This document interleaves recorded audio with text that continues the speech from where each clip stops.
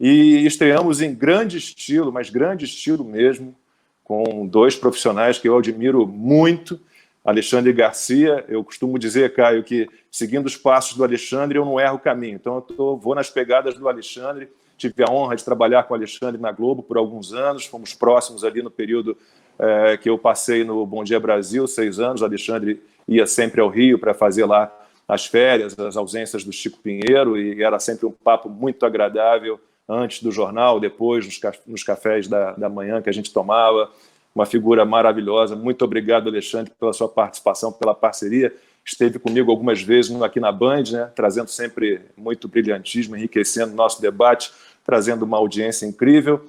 E Caio Coppola, que eu conheci, a primeira vez que eu vi o Caio, em 2018, ali, época da eleição, minha mulher estava assistindo ao Morning Show lá na Jovem Pan, e eu olhei e falei, desculpa, Caio, são 3 gerações, a ideia dessa live é essa. O Alexandre está chegando aos 80, eu faço 54 anos daqui a alguns dias, Caio está com 33, e eu olhei, minha mulher assistindo ao Morning Show, falei, mas quem é esse menino? Super articulado, super culto, inteligente, super argumentado e, mais do que tudo, corajoso. Cara, que cara corajoso, que cara bacana. E me tornei, assim, fã do Caio, então, desde então, acompanho o trabalho dele, e é um prazer enorme. Obrigado a vocês por estarem aqui comigo nesse momento especial, na estreia do meu canal. A gente tem ideias parecidas, né, muito próximas, sobre vários temas, temos realmente uma convergência de ideias, mas somos profissionais que se posicionam, tanto Alexandre, Caio e eu, mas que não se entregam à militância, né?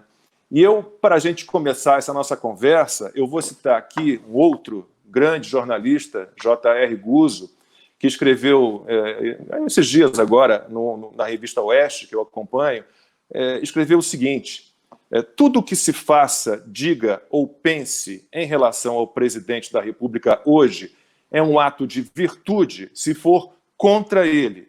Se for a favor ou mesmo neutro, é o mal, né? O próprio Guzzo deixou a revista Veja há pouco tempo, né? E ontem a gente ficou sabendo que a editora de opinião do New York Times, a Bari Weiss, pediu demissão, não aguentou aquele ambiente, né? Sofria bullying, né? Aqueles progressistas, o politicamente correto. Ela fez uma carta de demissão, acho que Caio e Alexandre devem ter lido, uma carta forte, uma carta realmente forte. E eu vou começar pelo Alexandre e depois o Caio fala em seguida. Alexandre, com a sua experiência, a imprensa, de um modo geral, ela sempre foi de esquerda. Como é que a gente caminhou para essa imprensa militante, com esse discurso, com a agenda progressista dessa maneira? Agradeço mais uma vez pela sua participação. Tenho depoimento sobre essa história. Agora, enquanto você falava e fazia comparações de idade, citava a idade de cada um, eu me dei conta que o Caio tem a idade do meu neto, que mora em Londres, né? Você tem a idade, você, Lacombe, tem a idade da minha filha, que mora na Barra da Tijuca. Olha só. Eu sou decano aqui. No dia 16 de julho de 1950, eu, com 9 anos, estava ao lado do meu pai, que transmitia uma partida de futebol e dava os resultados do Maracanaço, do 2-1 do Uruguai. Meu pai, nascido no Uruguai e brasileiro, trabalhando no Brasil. Eu fiquei observando, quando terminou o jogo, a reação dele. De uma correção absoluta, o coração provavelmente explodindo, porque o Uruguai ganhou, mas não a boca. Ele continha, porque ele estava ali cumprindo, estava transmitindo um clássico que não parava. Bom, eu queria fazer esse registro, né, e dizer para vocês que o meu coração, tal como o do Lacombe, bate feliz quando vê vocês, né, e quando eu fico sabendo que estamos aí já no rumo ao 1º milhão do canal do Lacombe. Olha, Caio e Lacombe, faz mais ou menos 30 anos, eu diria que foi lá por 1993, 1993, 94, eu fui convidado para falar para a turma de jornalismo do último semestre da UNB, Universidade Federal de Brasília. E um aluno me perguntou quais são os pilares do jornalismo, né? E eu, botando para fora aquilo que aprendi no Jornal do Brasil, do Alberto Dines, né, lá nos anos 70, eu disse: veracidade, clareza objetividade, simplicidade, isenção e neutralidade. Quando eu disse isenção e neutralidade, o professor coordenador do jornalismo deu um salto da cadeira, furioso. Eu não ensino meus alunos a serem isentos e neutros. Eu disse, o que o senhor ensina então, professor? Eu ensino meus alunos a serem militantes. Militantes como? Militantes ideológicos para combater o status quo opressor. Isso faz quase 30 anos. Então, esse pessoal formado naquela época está dirigindo redações hoje, né? E foram formados para combater o status quo opressor, sem lembrar que o status quo opressor pode ser a empresa jornalística em que eles trabalham, e que se eles destruírem essa empresa jornalística, não vão ter mais o ganha-pão, né? Então, é quase um masoquismo, é um suicídio que está sendo feito. Por quê? Acontecem coisas. A gente toda hora vê que chega às raias do ridículo, né? Aí o ridículo provoca riso, né? Está lá o princípio da comédia romana, né? Ridendo castigat mores. Rindo você castiga, é pelo riso. E quando a gente cai na gargalhada de ver as coisas chegar a um ponto que chega a ser ridículo, o riso derruba a credibilidade. E a credibilidade é o patrimônio que nós temos para nos manter. Aconteceu isso em Nova York, né? A editora pediu para sair porque ela sofria bullying até dentro da redação. Estão chamando lá o New York Times de Pravda de Manhattan ou algo assim, né? É um retrato, né? Eu lembro de pessoas que vinham falar comigo falando baixinho, né? Cochichando, porque tinham medo. Aí tem essa história, o sujeito quer ficar com o rebanho, está com medo, né? Ou ele se insurge, mas aí acaba acontecendo como o que aconteceu com essa senhora Wise ou Weiss, lá do New York Times.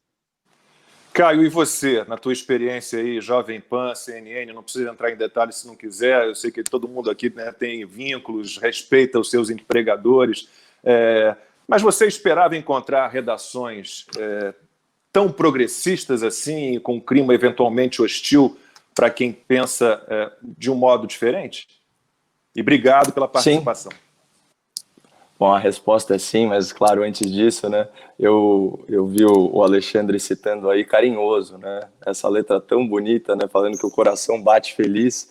Aí me lembrou também Vinícius, né, a vida é a arte do encontro, embora haja tanto desencontro nessa vida. Ele fala isso no Samba da Bênção, que é outra música também que trata com maestria do tema da felicidade. E, de novo, não consigo disfarçar meu entusiasmo. Isso para mim é a honra máxima, né? Eu estou emocionado de estar aqui e é muito legal que o público, né, que sempre me deu tanto apoio, possa testemunhar eu recebendo uma aula, né, televisionada aí para milhares e milhares de pessoas. Muito obrigado de coração pela gentileza das palavras, isso não só agora, mas também ao longo dos meses. É um prazer enorme aprender na companhia de vocês, na ilustre companhia de vocês. Bom, sobre os climas, assim, em geral, nas redações, né, sempre me perguntam por que não existe uma emissora de orientação mais conservadora aqui no país, ou grupos de mídia nesse sentido. E eu acho que é uma questão bem básica de recursos humanos que, de certa forma, o Alexandre abordou no início da fala dele. Ele descreveu uma situação de ativismo jornalístico, isso nos idos de 1990. Então, você imagina se esse já era o espírito do tempo naquela época, agora isso é simplesmente uma consequência disso, né? O que ocorre é que conforme você vai se distanciando, né, do evento histórico da queda do Muro de Berlim, a dialética marxista ela vai perdendo cada vez mais força. E ela é simplesmente repaginada. Então, se antes a luta entre opressores e oprimidos ainda se dava no campo da luta de classes, ou seja, do burguês contra o proletariado e esse tipo de coisa, agora mudou um pouquinho o paradigma. Eles criam grupos identitários e aplicam essa mesma lógica dialética, né, para questões raciais, étnicas, de gênero, de idade, enfim, qualquer divisão que eles possam explorar, eles vão explorar uma lógica sempre do nós contra eles. E também seguindo a máxima leninista, né, do xingues, do que você acusa, do que você faz, quando você se contrapuser a esse argumento. ele vai falar que você estimula a polarização, como se isso fosse um sintoma de radicalismo, quando a gente sabe muito bem que, por definição, certo e errado estão em polos opostos. É muito importante lembrar que o progressismo, o que é o progressismo? O que define isso? E por que ele é um ismo, né? Ou seja, a própria palavra já traz consigo a noção de vício, né, e não de virtude. O que é o progressismo? Ele, acima de tudo, isso tem que ficar muito claro, ele é um desdobramento de uma visão elitista de mundo. O que é a visão elitista? É aquela na qual uma pessoa ou um grupo acha que a sua visão da realidade é superior à visão social. Então você se torna um engenheiro social quando você é um progressista. Você quer que o mundo se adeque à sua visão para ele. E você para de considerar, certo, a opinião, principalmente a opinião majoritária da sociedade em que você vive. Então, você se antecipa à transformação social. Quando você tem, por exemplo, uma mentalidade conservadora, você observa os comportamentos sociais e, a partir deles, você cria uma norma jurídica. Quando você tem uma visão progressista, elitista, você, por meio da norma, tenta modificar o comportamento. Isso no campo do direito. No campo da academia e no campo da cultura, você começa a doutrinar as pessoas, né, para normalizar determinados comportamentos. Você começa a criar condutas de linguagem, né, e aí aqui vem a linguagem do politicamente correto. A gente tem que tomar muito cuidado, né, na imprensa para não ofender a hipersensibilidade de ninguém. Aí você começa a ter patrulha em relação a palavras cuja etimologia não tem uma conotação necessariamente negativa. É o caso da palavra mulato, é o caso da palavra denegrir e esse tipo de coisa. E já que a gente falou aqui do caso da editora do New York Times, que não aguentou essa cultura do politicamente correto, essa ditadura mesmo do politicamente correto, o que me chama muito a atenção é a quantidade de jovens estudantes de jornalismo que me procuram quase às escondidas, né, para falar que, enfim, acompanham o meu trabalho, que admiram o meu trabalho, mas como eles se sentem cerceados, né, na sua livre manifestação de pensamento, ao externar essas opiniões no ambiente acadêmico, né, porque realmente nós temos aqui opiniões contramajoritárias dentro da bolha. Muitas vezes a gente dá voz a uma maioria silenciosa na sociedade, mas dentro dessa bolha progressista, formada nesse ambiente que o Alexandre tão bem descreveu para a gente, nós somos ainda uma minoria extremamente incômoda. E eles tentam sempre atacar a sua credibilidade, né? A lógica é sempre do argumentum ad hominem, né? E a gente observa muito isso, não só em relação aos novos formadores de opinião, mas também em relação às pessoas que ousam dizer que, por algum motivo, se identificam com aquele discurso. Então, eu vejo muitos estudantes perguntando, Caio, como que eu transformo essa realidade?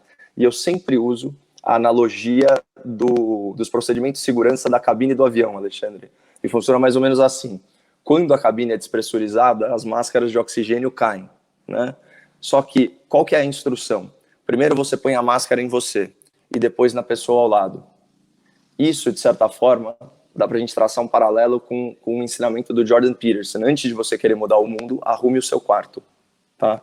Então, a pessoa ela tem que estar numa posição segura, certo?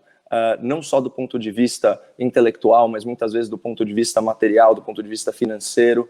Ela tem que estar numa posição segura e confiante para, a partir daí, influenciar o debate público. Então, por incrível que pareça, o que eu falo para esses jovens estudantes de jornalismo, que aí imbuídos de um espírito transformador, mas que não conseguem ainda impactar a realidade, olha, aperte os cintos, segura a tua onda, aprenda, observe, se coloque numa posição para transformar essa realidade, né, para reequilibrar, vamos dizer assim, essa balança, e quando você tiver uma posição confortável, aí sim você tenta equilibrar o debate público. Mas não adianta agora ficar dando murro em ponta de faca. De certa forma, a espiral do silêncio ela é muito forte. Então, enquanto você não tiver uma posição em que você possa realmente causar um impacto e não sofrer tantos danos, e aqui todo mundo, nós três, em diferentes âmbitos, já sofremos muito com isso, a gente sabe como a gente tem que estar forte para efetivamente se contrapor a esse sistema de ideias. Caio, sabe, vou dar um depoimento aqui, pessoal. Essa carência não é só dos estudantes de jornalismo, de comunicação. Eu eu tenho 32 anos de carreira, 20 de Rede Globo, e eu nunca fui tão assim parado na rua, tantas pessoas vêm falar comigo e me dão força e falam, continue, a gente precisa de você, a gente precisa de vozes como a sua. Acho que os jornalistas, muitos, a grande maioria talvez, eles ganharam uma arrogância, uma prepotência, como se tivessem o poder de educar as pessoas conforme os próprios parâmetros, né? Diminuir preconceitos, diminuir desigualdades. É tudo muito estranho. Então, isso é um discurso não só dos estudantes, mas das pessoas comuns, do brasileiro médio, com certeza. Eu continuo acreditando, e a gente vê isso diariamente, que o Brasil é um país de maioria conservadora. Alexandre falou isso aqui na Band, quando a gente falou em onda conservadora, ele falou, não, há um oceano conservador. Mas vamos pensar um pouquinho nos veículos de comunicação. A gente teve lá Gutenberg, a prensa, então os veículos impressos primeiro, depois rádio. Sempre se achava, né, que um veículo que surgia derrubaria os outros. Isso nunca aconteceu. Rádio, televisão. Mas, de repente, chega a mídia digital, e aí a mídia tradicional ela se vê não mais dona da verdade, né? Ela perdeu, de certa forma, o monopólio da informação. Eu estou chegando agora a esse mundo digital, chego com certo atraso, o Alexandre e Caio já lidam melhor com isso, já há mais tempo, né? Como é que vocês, vou começar pelo Alexandre, depois o Caio, como é que vocês lidam com esse mundo digital? Qual vocês acham que é o papel das mídias digitais e o que a gente pode esperar delas? Que poder elas terão a partir de agora e cada vez mais? Alexandre. Não é a primeira vez que eu comparo a mídia digital com a ágora grega, né? O lugar onde as pessoas se reúnem para trocar ideias, né? Para contrapor ideias, o ponto e contraponto, é de onde se procura tirar a verdade, né? que sempre é muito relativa. Eu acho que é a democratização, né, do sistema de informação de massa. Eu não consigo chamar que é meio de comunicação, embora eu tenha sido formado na Faculdade dos Meios de Comunicação, porque comunicação vai e volta. E não era assim, só ia, era só informação. Eu nunca tive retorno daquilo que eu falava na televisão. Eu não estava vendo como a pessoa estava me recebendo. Hoje eu vejo. Hoje eu falo 10 minutos no meu canal e depois vou espiar, né, aprender com as reações, com as respostas. Né? Vai e volta. Isso é muito bom. Né? É um instrumento democrático. Já o outro lado, a mídia tradicional, complementando ou indo um pouquinho além do que o Caio falou, né, eu diria que nós, jornalistas, que nos achamos donos da verdade, nós somos muito arrogantes, nós nos tornamos juízes, nós temos a capacidade de rotular todo mundo, isso é um ato de juiz, né? Nós nos metemos na redoma da redação e das nossas relações, dentro de uma torre de marfim. Estamos num apartheid, né? Nós nos apartamos do povo. Nós não sentimos não entramos ali no ônibus, no shopping, nas ruas, conversando com as pessoas. A gente acaba fechando um círculo de relações só entre nós. Então, nós falamos sempre a mesma coisa, né? A gente não se abriu. E a rede social obriga a essa abertura. Você se amplia, você tem as pessoas com quem convive digitalmente, assim como a minha convivência com o Caio até agora é só digital, né, Caio? A gente não se encontrou pessoalmente ainda, né? Mas o mundo digital está propiciando isso, um bate-papo como esse agora, com milhares, centenas de milhares de pessoas nos acompanhando, né? E certamente dando retorno para a gente, respondendo. Então, eu acho que é muita democratização da informação, o que é propiciado pela rede social, né? Tem lá o fake news, mas compete a todo mundo. Eu digo, olha, receba a notícia com os 4 pés atrás. Só um não basta, nem 2. Né?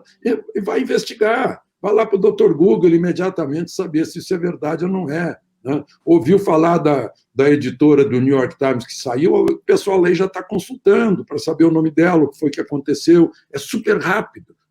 Eu costumo dizer que no meu tempo de adolescente era muito pesado tirar um volume da Enciclopédia Britânica da prateleira. Hoje a gente tecla alguma coisa e já tem todas as informações.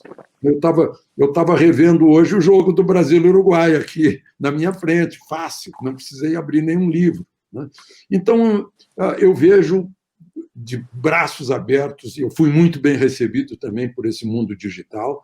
Tem coisas, está cheio de odiosos, dos haters. Tá gente lá que está vivendo disso, precisa chamar atenção. Eu não respondo, porque aí eu vou fazer o trabalho dele. É aquele sujeito que picha parede na cidade, ele está dizendo assim, socorro, me ajudem, eu sou um carente, eu estou precisando de atenção. Então, deixa agredir. O sujeito que usa interjeição e adjetivo é porque não tem argumento. Quem tem argumento usa sujeito, predicado, sujeito, verbo e usa os seus argumentos. Ou levanta a voz, ofende, chama disso e daquilo. Não merece resposta. Ainda hoje de manhã, uma pessoa queria que eu desse uma olhada numa resposta que ele ia dar a uma revista e a uma agência, desse pessoal dos médicos que estão pregando o mais amor à vida com o tratamento precoce da hidroxicloroquina. Eu respondi,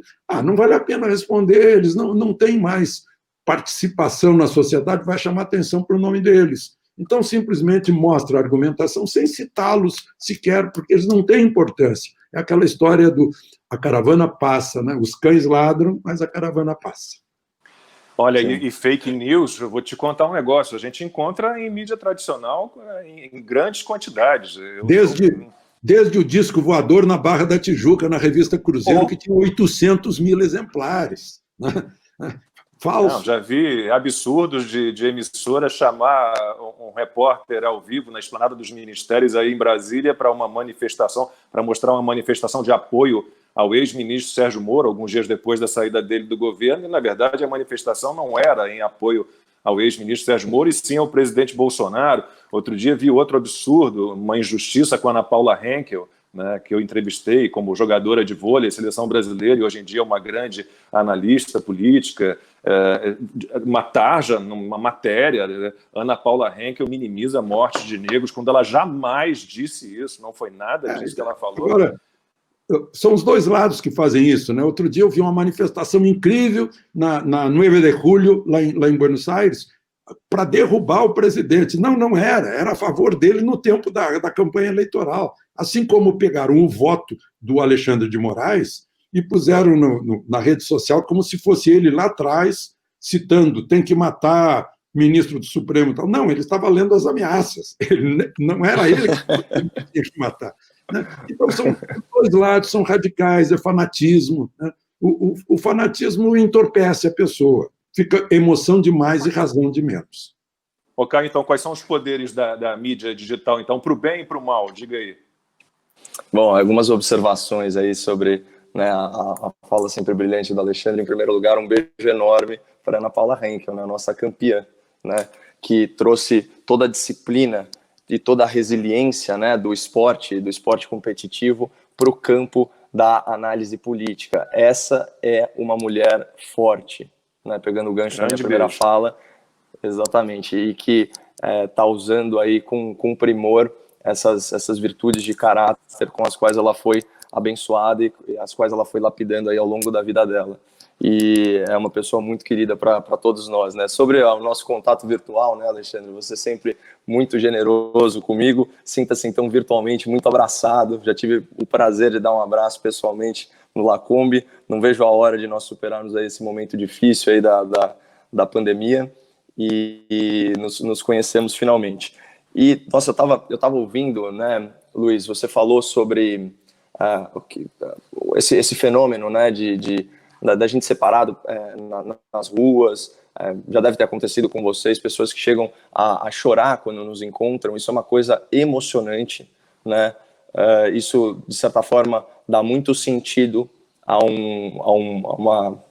vamos dizer assim, um trabalho solitário, praticamente, nosso, dentro desse campo de ação que é a imprensa nacional. E parece que a gente vive uma uma realidade paralela, né? Nós somos um fracasso de crítica e um sucesso de público, né? Muitas vezes a crítica dos pares, né, por assim dizer, da academia, dos meios de imprensa, e é muito legal ouvir de uma pessoa tão realizada como o Alexandre, que ainda hoje é preciso que ele se policie, né, para que a gente não se apaixone pelo som da nossa própria voz, né? E Narciso acha feio tudo que não é espelho. E nesse sentido, as redes sociais, por mais duras que elas sejam, né, em termos de linguagem, elas oferecem um freio e contrapeso à nossa própria vaidade. E a vaidade é um vício humano, né? Então, ninguém é imune a ela, né? Aquela história, né? Tem alguns profissionais que acham que são Deus. O jornalista tem certeza, o jornalista médio. Então, a gente tem que se policiar mesmo, né? E eu me coloco aqui nisso. Eu faço questão de ler os comentários, porque eu acredito mesmo na informação como uma via de mão dupla. E aqui a gente volta lá para o progressismo, Lacombe, pelo seguinte: o que acontece? O Alexandre descreveu o fenômeno da democratização da informação. E antes a gente não tinha efetivamente uma comunicação, era simplesmente a transmissão de uma mensagem, né? Hoje em dia você tem feedback e você tem crítica, né? Se a gente fizer uma comparação, a gente pode falar que a gente vive, em termos de informação, uma situação quase de democracia direta, né? Isso, para o elitismo, para o progressismo, é a morte, porque você não consegue emplacar a narrativa e você tem que incorporar opiniões que você, no seu íntimo vaidoso, considera menores. Então você começa a ter que interagir com essas pessoas, e aí já começa a adjetivação grosseira. São robôs, são gado, né? Esse tipo de coisa. Porque você simplesmente não consegue conviver com o fato de que há muitas pessoas que pensam diferente de você. E tem gente que até aceita isso, mas não aceita legitimar essa opinião no debate público. E é engraçado que são justamente as pessoas que se autorrotulam como inclusivas, né?